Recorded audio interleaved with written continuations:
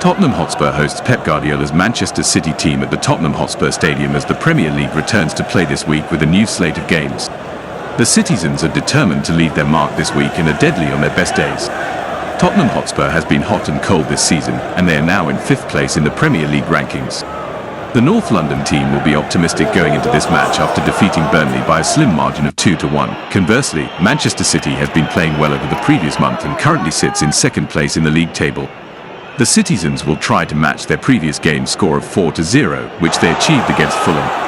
The race for a top 4 spot might come down to the last minute if Unai Emery's team loses against Liverpool and Tottenham manages to win against Manchester City. Spurs are currently 4 points behind Aston Villa.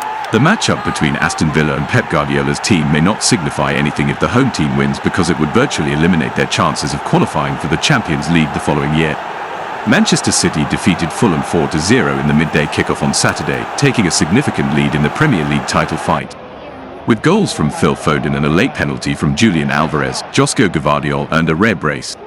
This allowed him to capture 3 points and cut the goal differential with Arsenal.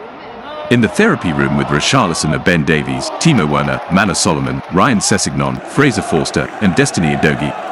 Oliver Skipp has also demonstrated that he is not the ideal choice to start in the left-back position, thus Postecoglou will also need to make a snap decision regarding his starting lineup. Due to a knee injury, Yves Bissouma will also miss the final 2 games. Rodrigo Bentancur is expected to take his place.